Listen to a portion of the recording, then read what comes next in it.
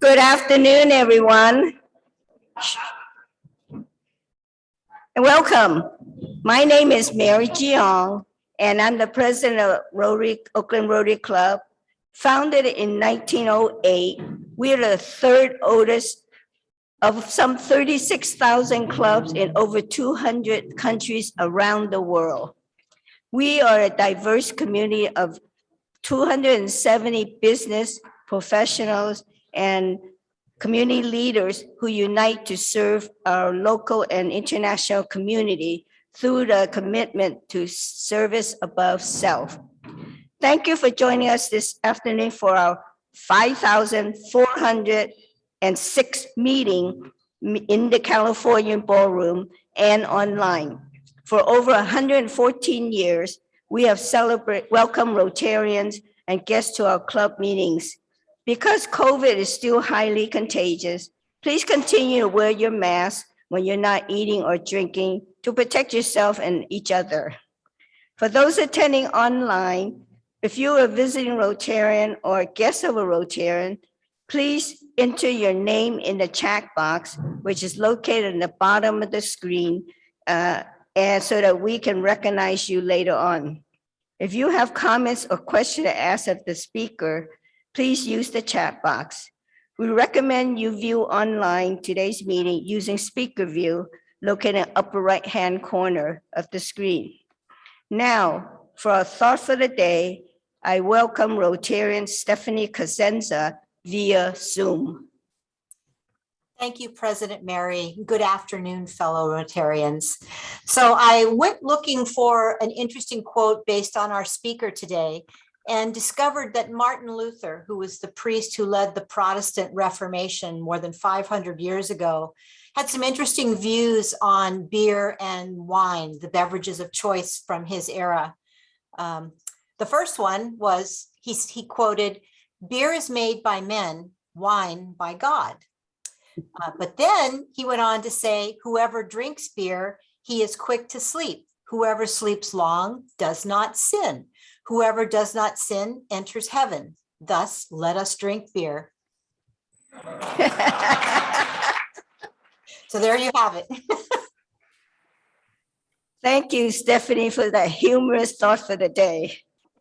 All right, will you please join me in reciting the Rotary vision statement that's on the screen? Together, we see a world where people unite and take action to create lasting change across the globe, in our communities, and in ourselves.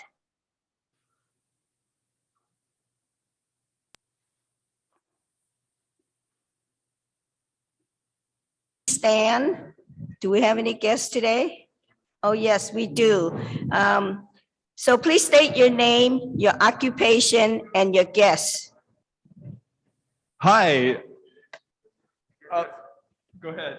I did not invite Courtney today, but I know Courtney well. And Courtney is the owner of EcoBuild Architects, and he's a great guy. So please welcome Courtney.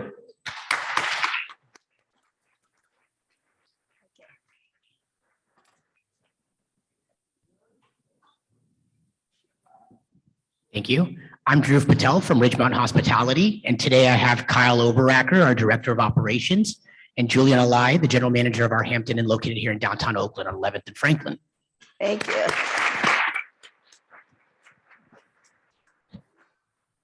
you. Okay, great. Past District Governor and past President Ed Jelen, do we have any visitor Rotarian or guests online?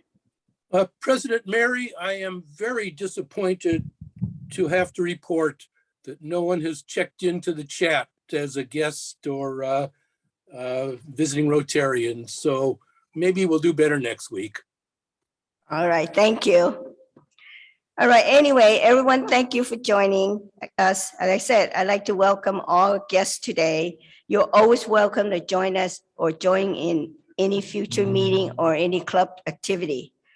Today, I have the privilege of inducting our 9th new member of the Oakland Rotary Club, where Jackson Stearns and his sponsor, Gary Flaxman, join me at the lectern.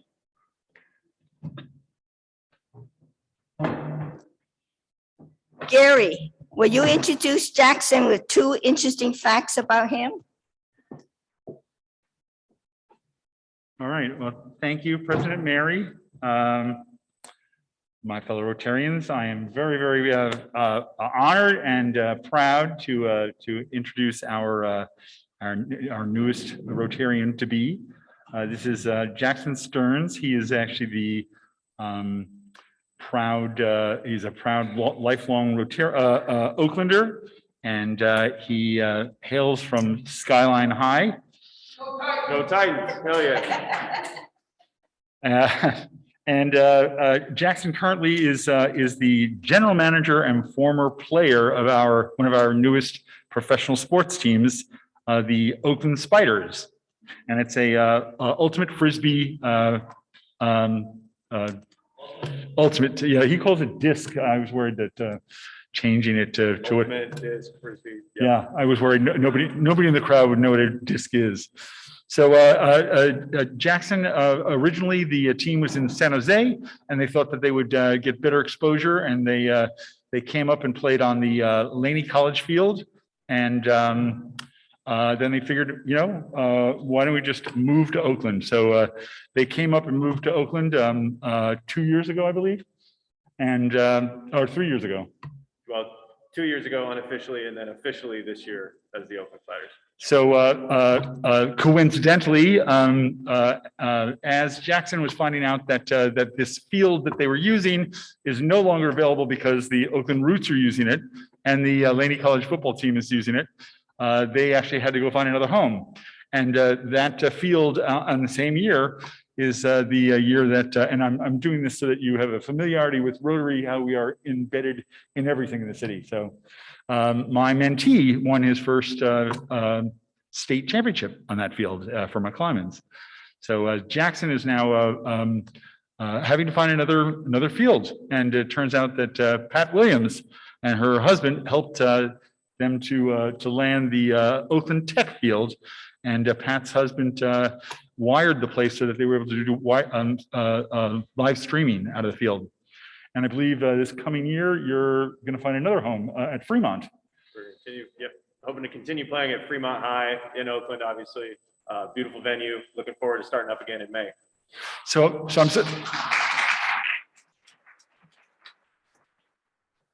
I'm supposed to give 2 fun facts, but I've already given 3. So let's leave it at that, and let's welcome Jackson.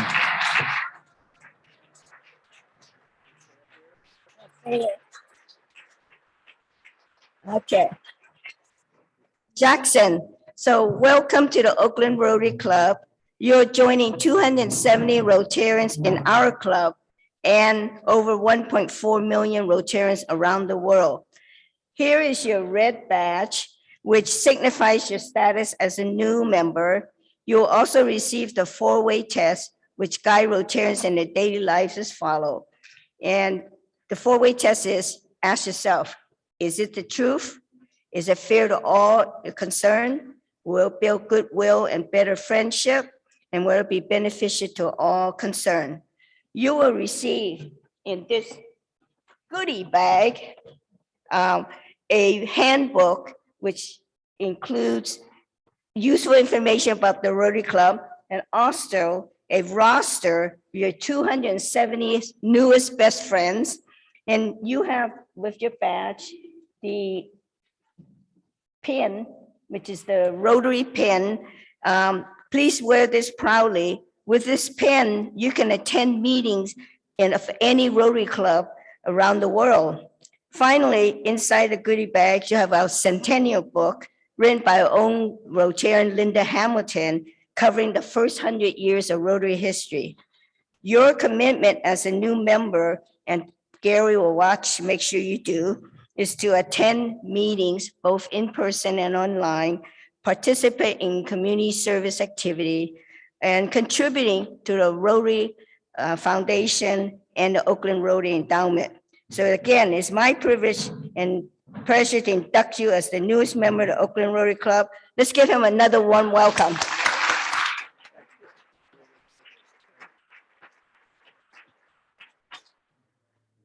CJ, Would you like to do a member reintroduction of our favorite Rotarian, Seema Patel?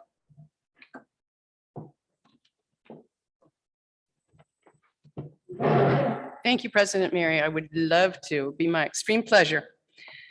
So, self-made CEO and Indian immigrant Seema Patel has experienced many groundbreaking milestones and illustrates how a life devoted to hospitality and community service can lead to a rewarding, nearly 40-year career. Seema grew up in a conservative household in Surat and dreamed of attending an English-speaking school.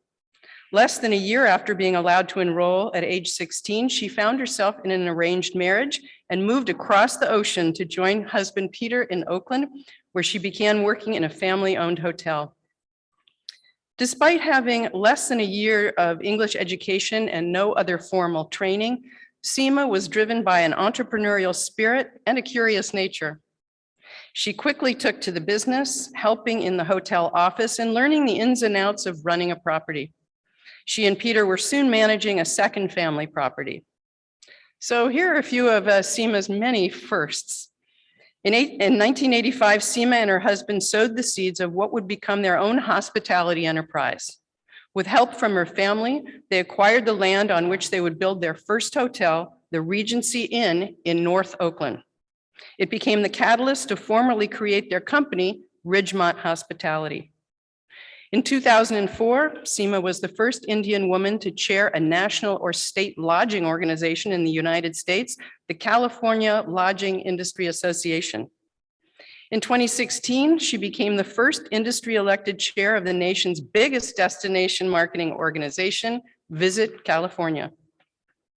Today, the family-owned and operated company runs Holiday Inn Express and Suites Oakland Airport, Hampton Inn and Suites Alameda, Home 2 by Hilton Alameda, Hotel View in Mountain View, and a 121-room Hampton Inn, which was the first new hotel in downtown Oakland in 18 years. Seema has also proven to be an inspiring and effective leader in the Oakland community, having served as the former chair of Visit Oakland and as an active member of Oakland Rotary and on the board of our historic Paramount Theater. She also remains a leader within the Indian American community as founder of Saheli, named for a sweetly scented flower, as well as the word for girlfriend. Saheli's mission is to educate, engage, and empower women globally to reach their true potential. She says that her successful immigrant experience instilled in her a desire to pay it forward and remind other young women that anything is possible. Well, you can't tell Seema's story without mentioning her family. Her children, Dhruv and Julie, both grew up in Oakland and attended Bishop O'Dowd and the University of San Francisco. Julie's a managing director at Ernst & Young, and Dhruv is now in charge of operations and development for the family company. Next slide. Okay. Being in the travel industry has instilled a passion for travel in the family, and they continue to visit near and far places to support tourism. Hiking and cooking are two of Seema's other favorite pastimes. Thankful for her own success, Seema was inspired to give back to her community of Oakland when she joined Rotary in 1992. Please join me in celebrating Seema Patel. Next slide. Next slide.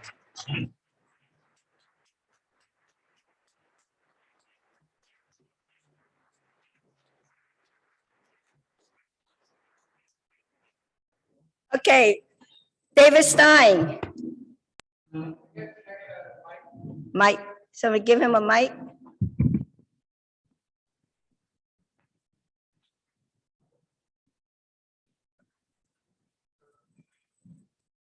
Hello, there it goes. So Jack McAvoy could not be here today, but he contacted me and asked us to ring the bell on behalf of Seema. So I'd like to ring the bell for Jack McAvoy. And then Seema and I have been great friends for a long time, and I would like to also ring the bell, PJ and I, for Seema. So 2 bell ringers, please. Okay, so Jack McAvoy. David Stein and CJ together. Drew? I'd, of course, love to ring the bell for my mother, who's been my inspiration in my career, and just hope to follow in her footsteps and achieve all that she has. So love to ring the bell for her. Okay, Drew Patel for his mom. Fred Morse? Yes, and I also would like to ring the bell for Seema. Fred Morse for Seema. Sean Marks? Seema, you've supported everything I've done in Rotary. I'd like to ring the bell as well. Sean Marks for Seema. Okay, Jackson. Seema's been an amazing inspiration, has given me great opportunity as well as our team. I'd like to ring the bell for her accomplishments and our team as well. Okay, you don't have to give me your name. Kyle. Okay, Kyle for Seema.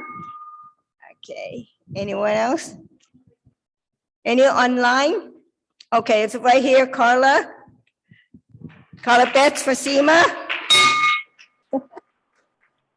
Okay, do we see Online, it? Seth Butner rings the bell for Seema. Who is that?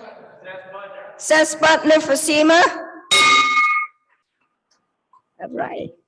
Thank you. Yeah, thank you very much. Okay, let's give her another warm applause.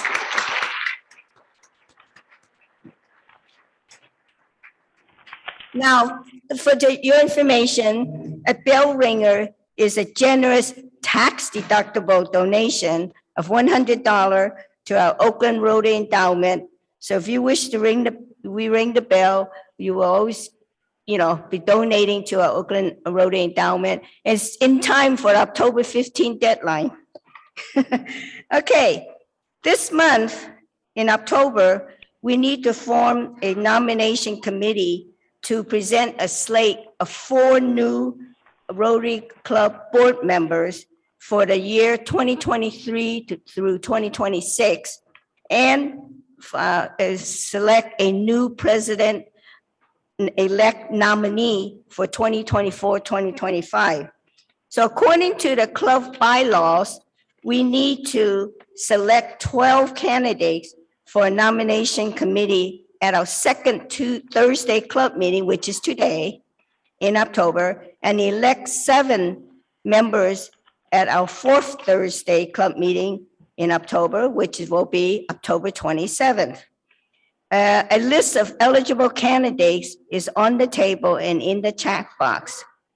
Because of the bylaw requirements, we will have to pivot back to a regular club meeting on October 27th at 12:30 here in the ballroom instead of a off-site club meeting at the Chapel of Chimes. But no fear, we will still have a Halloween party in the evening at the Chapel of Chimes. So past President Peter Sheriff is our current chair of the nomination committee, and past President Michael Bruck will assist Peter in the ballroom. At this time, I would like to hand the nomination process over to Peter Sheriff via Zoom. Take it away, Peter. All right, thank you so much, President Mary. So as Mary said, our job today is to nominate a minimum of 12 individuals for the nominating committee to make those decisions regarding our future leaders. And so on your table is a list of all of those who are eligible, and we are going to take nominations both from the floor. If you want, you can actually circle the names you're interested on those sheets and make sure they get up to the front table. Online, please enter the information, the nominees, into the chat box.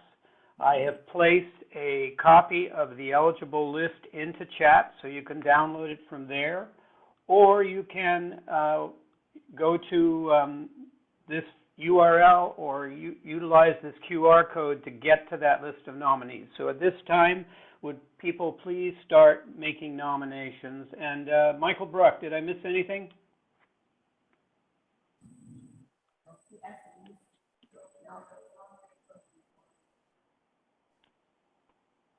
Michael, we're having trouble hearing you online.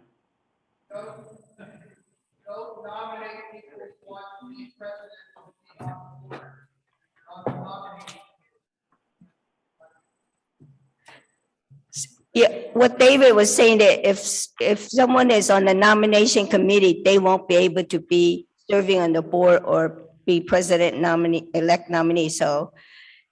Yes, that is correct, and if somebody is nominated by mistake, they can decline. Okay, do we have anybody to nominate? You look through the list, there's extra list, okay. All right, Sean Marks. Allison? Okay, now we have a Sean Callum as well, okay. Well, Karen Friedman. Okay, Fred, Carla Betts, Isaac? Kimberly Miller. In the back. Barbara Berry? Okay. Isaac? Jesse Smith. How many do we have? 7. We have 7 so far. Karen Friedman. Lita Scola. Okay. Okay. Anna Marie Jones. Okay. Stephanie Cosenza nominates Merlin Edwards. He's on the board right now with the ORE. So Merlin Edwards, no. Tom Lemon. Mark Rosen. Sean? Jack McAvoy. I'm sorry, who? Harold Lowe. Okay. How many do you have now? 12. Any more? Okay. Dabo Sarkar. Jesse? Danny Meyer, he served before, but wait, Danny Meyer is on ORE right now. Isaac. Courtney Ruby. Okay, I think we have enough now. We have 14. Okay, Peter, do you? Yes? David? Mary Rutzer. All right, I think we have enough. We have 14, 15 people. I think we will close the nomination for now. Okay. Okay, thank you, President Mary. We have plenty. There are no additional nominees online. Karen Friedman was nominated in both places. On October the 27th, we will then select 7 members from these 15 people, and the ballot will be online, ballot will be in a table, and that's when we'll select the 7 people to do the job of finding the new board members and the president-elect nominee. Thank you very much for your participation. Okay. Jesse Smith, what are you wearing and why? Well, President Mary, I'm wearing my our Halloween mixer coming up in just a couple weeks here. I think we're going to see a slide. Wait for it. So Ed Braille, one of our newer Rotarians, has generously offered up his Chapel of the Chimes as a venue for our Halloween party. And he's really pulling out the stop. So if you see Ed, throw him a big thank you. He's all on him. He's catering this event. We're going to have 150 people there. When you register for this event, which please go do at the Rotary calendar on our Rotary website, register for the event. You're going to get 2 free drink tickets on Ed. So that's another reason to give him a big thank you. We're going to have a costume contest, which I think we have another slide for. Maybe Peter's got it. So wear your costume. There are going to be prizes for the best costumes. Here are the winners from a prior Halloween party that they had. And the winners were a roll of toilet paper, and you can guess what the other one is. Anyone's invited to this event, please bring potential Rotarians, your friends, your family members, everybody, all are invited. And Mary alluded to this a little bit earlier, but I want to make sure it's 100% clear. Originally, we had planned on having only an offsite meeting / party on this day, which is 2 Thursdays from today, but we are currently having our regular lunchtime meeting, and then we're also having the party in the evening. So please make sure that you register for the party. And I got to figure out what kind of nutrition plan this guy's on because he has gotten super lean, and that is awesome. Thank you, everybody. Hope to see you there.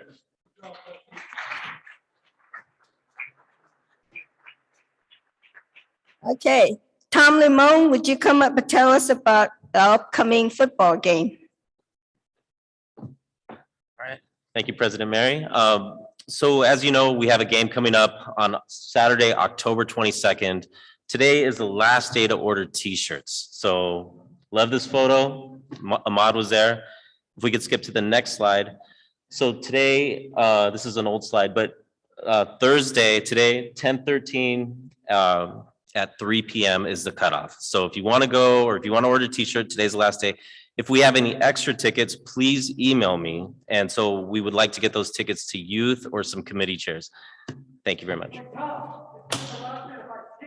No, tickets will be on sale for another week. But t-shirts is today is the cutoff.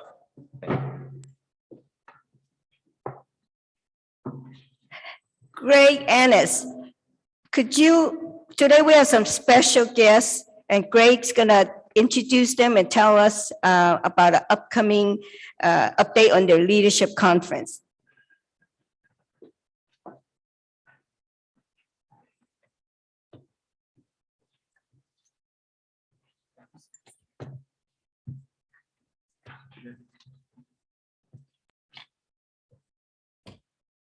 Thank you, President Mary.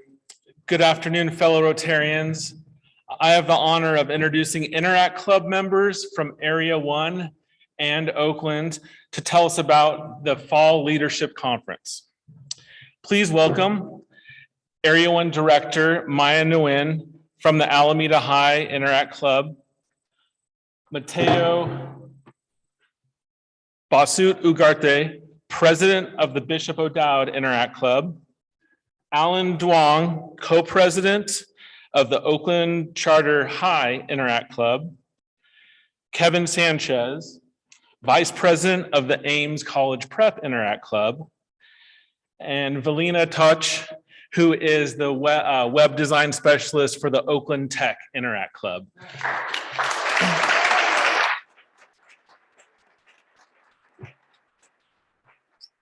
They're going to give us an update on the conference.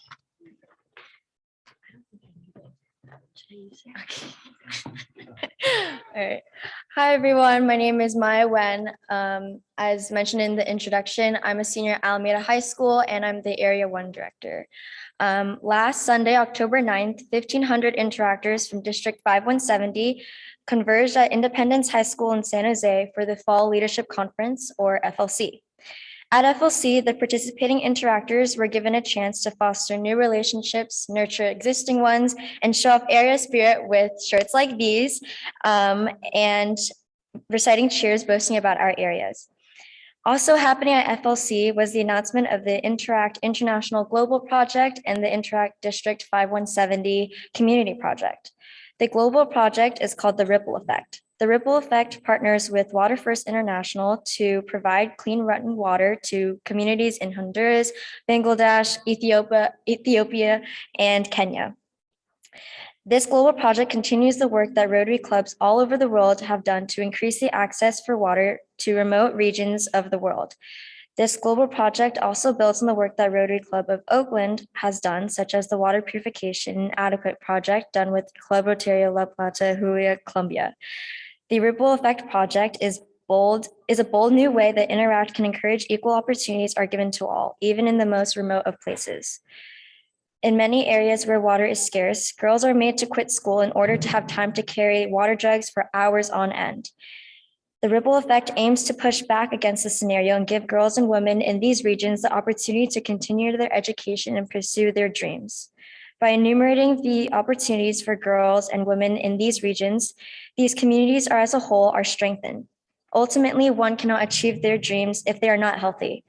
By facilitating a way for individuals and their neighbors in underdeveloped areas to have access to clean running water, these communities can maintain cleanliness where they live and avoid disease caused by cooking and cleaning with dirty water. The Interact Community Project, Cultivating Our Communities, carries on the work of fighting hunger Rotary has done over the years. For the community project, the district has partnered with Martha's Kitchen to feed those in need in our local community. Martha's Kitchen aims to feed the hungry with dignity, no questions asked. Martha's Kitchen is a very nimble organization that provides both hot meals and groceries depending on the needs of those that they are serving. The Rotary Club of Oakland's Food Insecurity Committee does a wonderful job distributing food to students who need it at Laney College. The Interact Community Project is in line with the spirit behind the work of the Food Insecurity Community does. FLC was a fantastic opportunity for us Interactors in Area 1 to share a commitment to service above self with others in the district. The relationship building that took place was irreplaceable and could only have happened at an event such as FLC. By coming together in this way, we will be able to harness the power of the largest Interact district in the world and enact change through these two projects. If you would like to support us, please visit the Interact District 5170 website where you can have the option to donate and support us. Thank you.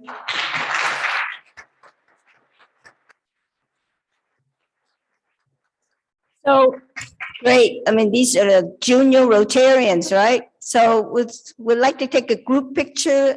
David, you have take a group picture, stand closely together. There you go. I'll get it. How's that?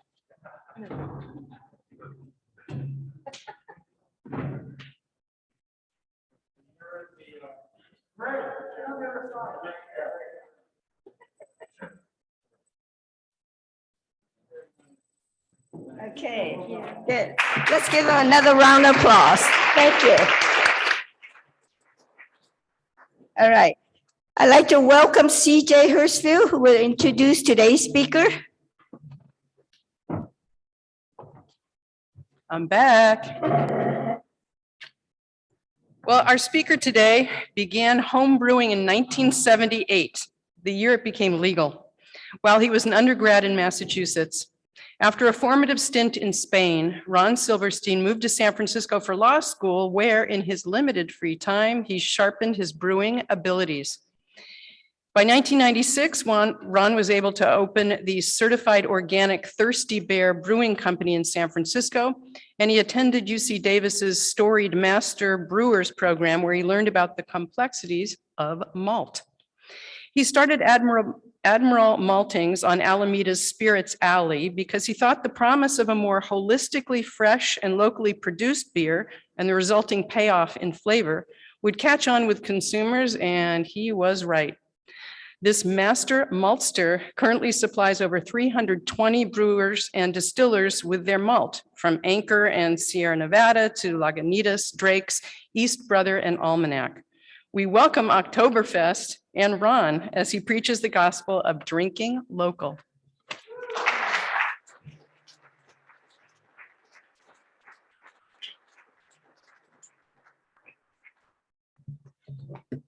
How y'all doing today? Well, we're going to talk about basically a little known ingredient. You might as well put the first slide on, I guess, if you want. And basically, I'm going to talk about malt today, but what is malt? No one knows what malt is. Malt, or in particular, malted barley,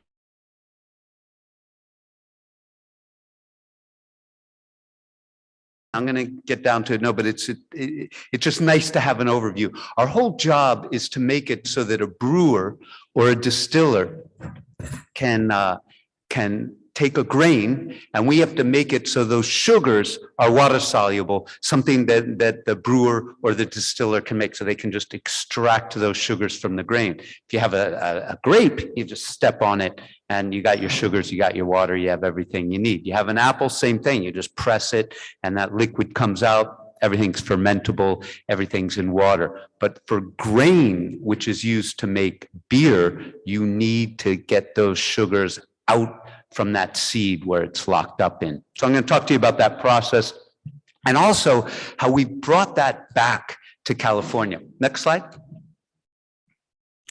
So there's lots of reasons to basically use barley that's grown locally. And some of them include sustainability. It's a water tolerant crop.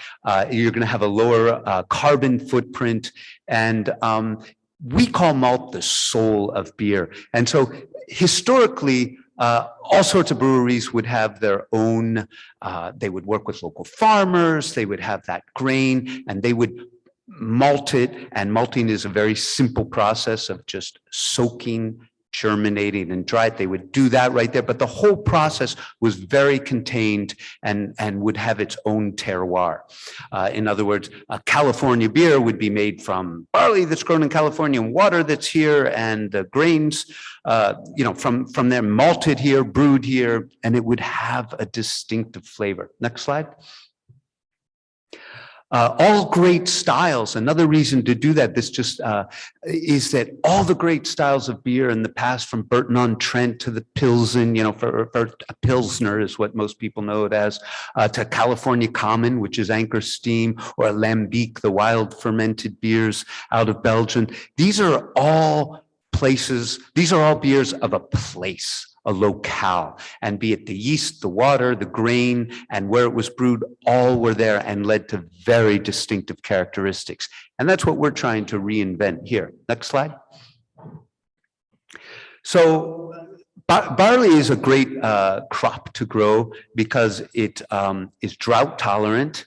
And you can, we like to, what we do is we encourage farmers to grow regeneratively. And next slide. Regenerative, so for example, the average rainfall in the US is like 38 inches a year, about 18 to 20 in Sacramento. And you can see on the list there how much water all these other, almonds use 404 gallons of water, per acre. So but barley it needs about 17 inches of rain a year to grow. So it's a perfect crop, or to be used in rotation, to follow sunflowers, to be planted before people grow tomatoes. It's a perfect crop to grow on dry farm on marginal lands or lands that aren't necessarily irrigated. Next slide.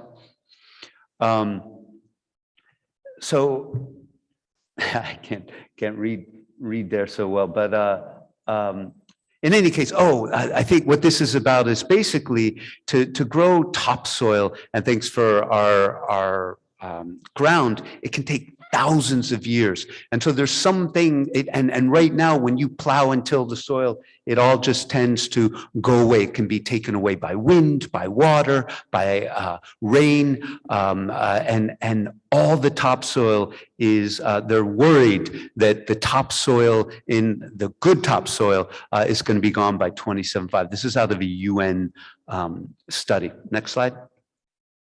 So there's 5 principles of regenerative agriculture, just really quickly. And this is, again, things that we find, it's not just the beer you drink, or the wine you drink, or the food you eat. It's where did it come from? How is it grown? What is its contribution to climate change? What is it doing? And so we like to maintain, the soil. It's fundamentally a principle that it stays alive. So we'll do rotating crops, cover crops. If you're not, when you're not growing what you have there, you would never want to leave the soil bare.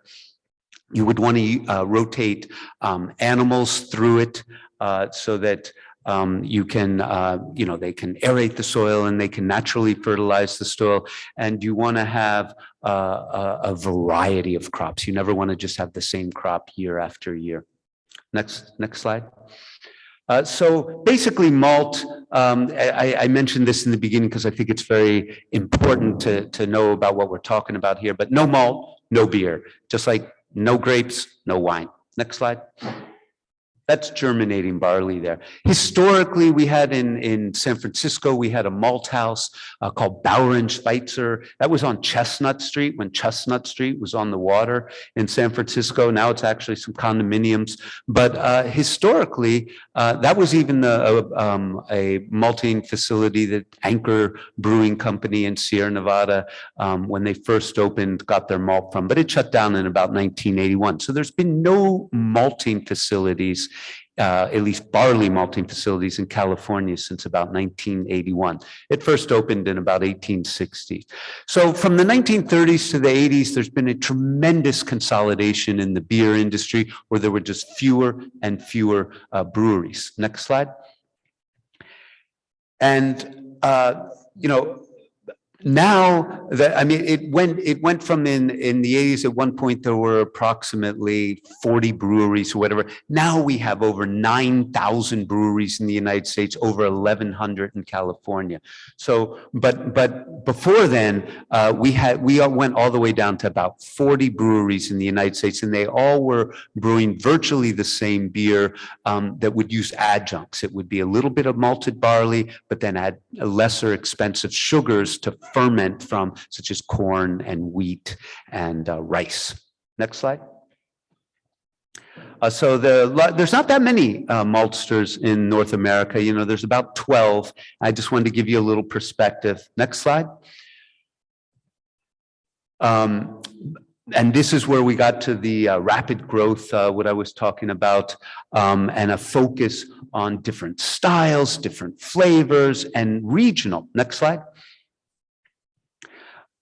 But and what we try and do is we contract local farmers, and we some of them had grown barley back in the late 1800s, early 1900s, when we used to export it. At one point, barley was the largest agricultural export in California, and England revered the barley that was grown here in California, particularly in the Dunnigan Hills and the Hungry Hollow region and near Woodland. Next slide. And that's those are just member malt houses of the North American Maltsters Guild. And so you can see that following, while there was a huge consolidation of craft beer that started to get big, and there was a huge consolidation of malting facilities to just a few areas in the country. Now, again, you're once again seeing this done on the local scale, which is just way better for supporting your local economy, way lower carbon footprint. Next slide. So the things that we do to try and be distinctive is we use an ancient tradition called floor malting. We do the sustainable farming, which I talk about. We try and work with farmers who do especially no-till agriculture, where the carbon remains in the soil, the microbiome remains in the soil. You have all your fungi and your bacteria, which is really synergistic, very important for the healthy growth of the plant. And so we try and really encourage no-till agriculture. It also prevents a lot of the erosion of your topsoil. And then we also can use specialty grains. We're not beholden to just a few classic grains. Next slide.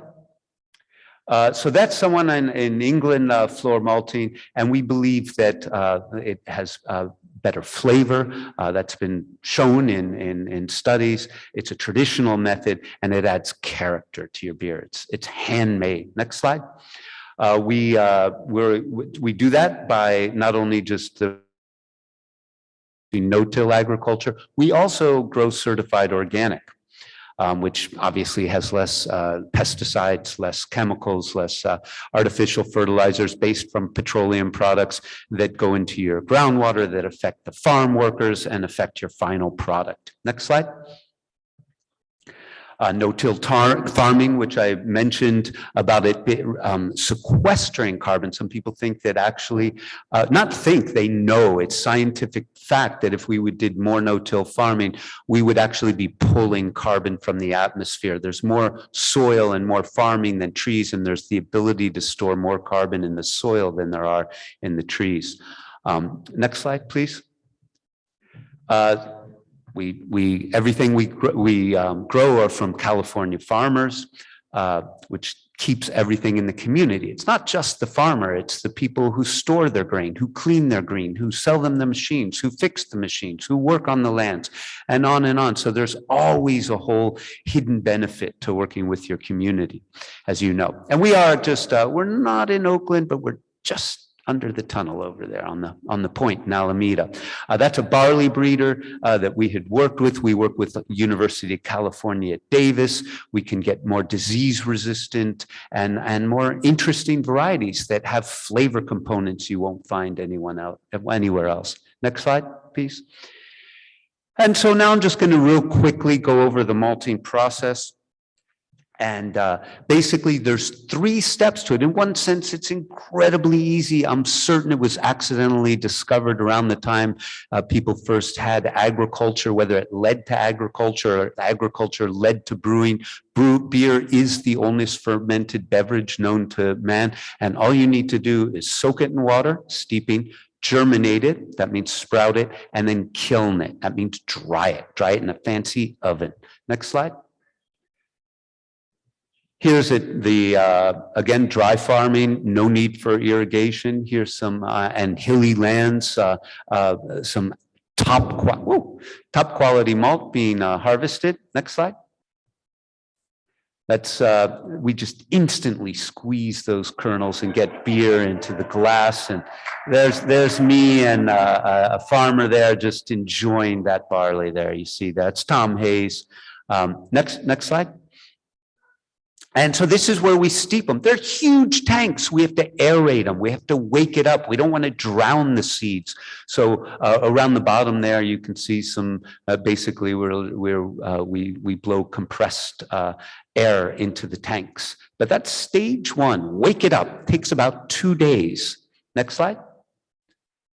Then that's the bubbling of it. The one is where it's still and the water's been drained out. The other is showing the air being bubbled through it, just like air in a fish tank so that the fish have air to breathe. Well, seeds need to breathe too before they can do photosynthesis. That's the next slide's fine. The next slide shows the malt spread out on the floor. It's germinating there. It creates a lot of heat in the germination process. So what we do using a little modern technology is that we have those floors are actually radiant cooled. So we have PEX tubing running in the concrete of those floor with glycol that actually cools the floor. And people are like, what? Wouldn't you want to warm it up? No, when you have hundreds of millions of seeds all germinating at once, it can get quite warm.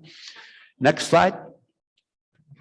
And then we turn it. Well, the slide on the right is a very traditional, fancy kind of perfectly centered wheelbarrow on just 2 wheels. It's called a bobby barrow. And the malt turner on the left is just a rototiller with little rubber ends on the tine so that it just scoops down. Why? Again, we want to aerate it, allow the CO2 that's forming to release, during the respiration of it. And then also to the rootlets that start to grow from there get kind of long. They look like little cephalopods, actually. And those rootlets can mat, almost like dreadlocks in hair. And so we try and keep them. It's almost like combing. We're combing the floor there with that malt turner. Next slide, please. And then it's raked. That we don't do so much anymore. We did in the beginning, but once we got our fancy schmancy electric rototiller with the rubber tips, that's how we turn our malt now. But historically, it would be raked. And we did do that. We still have the rake. And we have a pub right next to the malt house called The Rake. Now you know why it's called The Rake. Next one. And that's just, we again use all these really, if you were to watch YouTube videos of like just floor malting in Scotland, where they're still use this method. There's only a few in England. There's a couple, there's probably 3 more or so in Germany, in the Czech Republic, and in Poland. Then Scotland uses it, and we are starting to see some open in the US, but that plow is just hooked up to a winch. And so there's just a guy, rather than horses pulling it, a winch is pulling that plow, and we just plow it right into a conveyor belt that'll take it to the kiln where we're going to dry it. Next slide. And well, first we had to throw it in on my left anyway. That one's, it's just shooting the malt. It's like a snowblower or a pitching machine. And it just shoots all the malt in this huge box that has a false bottom on it, where air is going to come up through it. Because basically in this oven, it's like a air fryer or a convection oven where you're just blowing hot air. And then it goes up through the bed of the malt, and then it takes the moisture away. Because we've taken this barley from the field, it was maybe 11% moisture. We've soaked it to get it up to 45, 46% moisture for a couple of days. Then we spread it on the floor where it continues to absorb a little more moisture because the floor is colder than the rest of it. And we might be at 46, 47% moisture content, and we need to dry that all the way down to under 4%. So really dry, desiccated is what we call. Next slide, please. And that's the heart of the kiln. That's a blower that blows 30,000 cubic feet a minute of air through underneath the malt bed. It's called a plenum. It's like a duct, but the top of the duct is a screen, and the air has nowhere to go. So it's forced through the bed of the malt. And that's how we get color and flavor and how we dry out the malt. This is just like making, in one sense, think of making toast. You can toast it very lightly. You can toast it very darkly. You can steam your chicken in the oven. You can cook it so that it gets all crispy brown and all. And that reaction is called Maillard reaction. And that's what gives, with amino acids and sugars and heat, you get hundreds and hundreds of flavor compounds. And that's what we're trying to do. But it's no different than what you guys do in the kitchen, except you're doing it in an oven and on a slightly larger scale. We do about 8 to 10 tons at a time. Next slide, please. So that's just I can't read it. I don't know. I need new glasses or something. But that's just an image. There's a heat exchange there, what you see there. And basically, and then behind the big white box is where all the malt is, and where that yellow pipe is. It's just, it will literally have tubes, stainless steel tubes running through this box. And there's gas fired jets blowing through the tubes, and the air is blown over those tubes. And so it's called an indirect fire heat exchange. And that air can be heated up to 300 degrees. Next slide. And that's one of the maltsters, just keeping it level in the kiln, because if it's not level, then the air is going to figure out the quickest way to get out of there. And then it won't dry the whole bed. So we got to make sure the whole bed in there is dried. It's about 8 tons originally of dry grain that's in there now. Next slide. And then we bag it, and that's just on the, you see the cleaner, that big white machine is a cleaner. It has 3 screens, and the first screen has much bigger holes, and there's and they shake. They vibrate violently, and the malt will fall through there. We remove the rootlets, remove straw or seeds that are too big, or rocks or things like that, until only the malt is left at the bottom. And then that's taken up by a little elevator and a hopper, where that blue apparatus basically bags it for us, and we fill up in 55-pound bags. Next slide. And then they're bagged, and it's really hard for her to stack them all the way up top there. But you know, child labor is much cheaper than anything else. But anyhow, no, we do not use child labor. But we sew the bag shut, stack them on a pallet there, and then we ship them off to the customers. Next slide. And so what you see there is what's really cool, and is that we have a pub that's part of, it's a malt house pub, and every single beer in there, all the beers you see on the list there, are made with our malt. We do not make them, but breweries that are right around here, you know, Federation or whoever, Alameda Brewing Company, all sorts of breweries, Almanac use our malt. We used to have 320, but over 400 breweries and distilleries now have used our malt. So it's really fun. And then you can see through windows the malting process all the way there at the end of the pub. And then the last slide is just our logo, I think. That's it. So I wanted to open it up really for questions. If people have any questions about the malting process, or malts in beer, or the farmers growing malt, or anything. We have room for maybe 1 or 2 questions. If you have questions, line up at the microphone. Can you hear me? Yeah, I might need you to repeat. Do you support home brewers? do you support home brewers? Oh, yeah, sure. Thank you for asking. I'm just a little deaf. But yes, you can actually at the Rake, at that Malt House pub and online, if you go to the Rake, we sell bags of malt to home brewers and smaller amounts too. I think people are going to the mic. Yes, sir. I thank you. Thank you for being here today.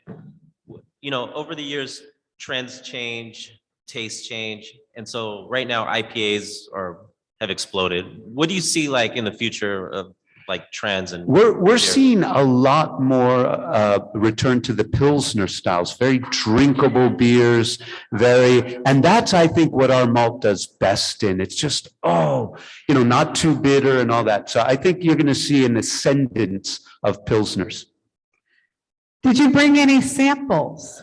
I did not bring any samples. I am so sorry. Like I said, we don't actually brew the beer. We're kind of a business to business producer. So we sell malt to the brewer and the brewer will make the beer from it, or a distiller, because all whiskey is beer that's been distilled, just like cognac or brandy is grapes that have been distilled. I was actually kind of joking because that was a really fascinating talk. Thank you. But how do you harvest if you're not tilling? I don't get it. How do we harvest? Yeah, what does no-till mean? Oh, I'm sorry. I was trying to go so fast I didn't. So what no-till means is you leave last year's stubble, last year's crop there if it's happening, and the drills are very, very small. They're almost like razor blades. So you're not plowing and turning all the soil over. You're just making a fine little cut. They call it a drill, and the seed is planted in there. So you still have the ground cover from last year, but it's been all cut down and it's all just stubble. And I think they're taking me away. No more. But come over to, thanks. Come over to Admiral Maltings to the Rake and I'll show you around.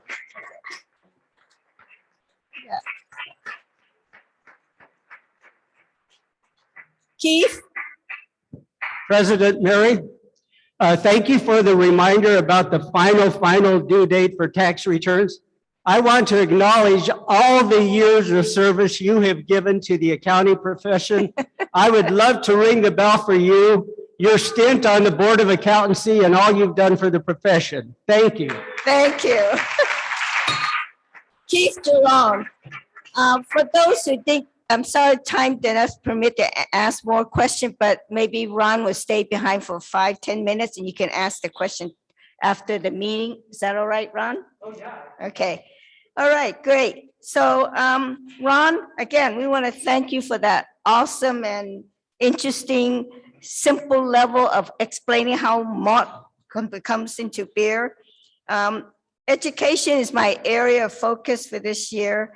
The Rotary Club of Oakland is proud to partner with Oakland Promise to offer 8 $10,000 scholarship annually along with Rotarian mentorship. We are proud to support many as the first in college, in the family to attend college.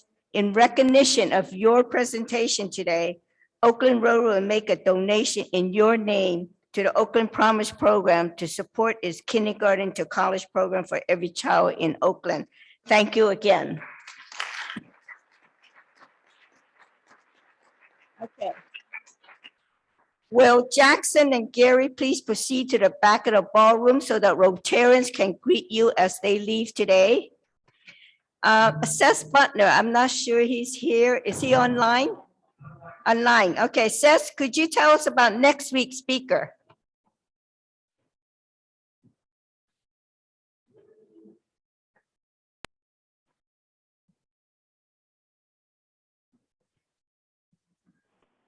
Seth is not responding. Hello, can you hear me? Yes. All right. I'm trying to get there. Next week, the DEI committee is welcoming a speaker as part of our rollout of the DEI goals and everything. We have a special speaker. His name is Evan Moss. He's a project manager at Apple, and who will speak frankly on the topic, let's talk about race. So make sure you make it next week for our speaker, Evan Moss. Let's talk about race. Thank you.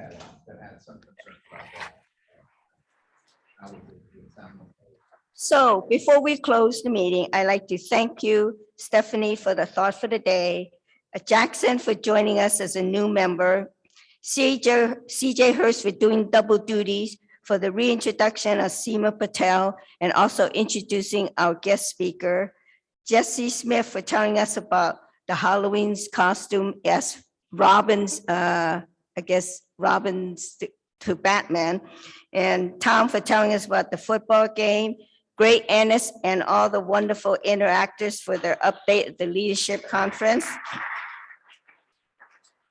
Ron Silberstein for the excellent and awesome enlightening presentation. Seth Butler for the teaser for next week's speaker and the production team for managing the meeting. Next week, I will join many before we do, Isaac Reed, you had a bell ringer beacon? Sorry, yeah, just a quick random, a little bit of a non sequitur, but you'll understand why. I had the unique moment of watching the January 6 hearings before I came here.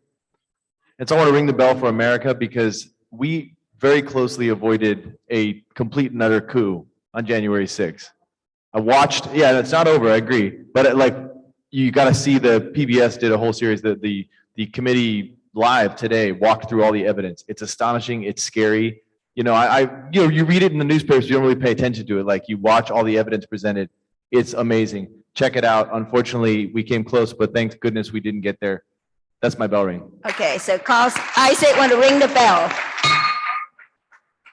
Okay, all right. As I was mentioning, next week, I will join many Rotarians from our district to distribute wheelchairs in Monterey, Mexico, not Monterey, California. Isaac Coss Reed, chair of the PR and Communication Committee, has generously agreed to fill in for me next week. I'm sure he's going to do a great job. So, share, which means thank you, everyone. This meeting is adjourned.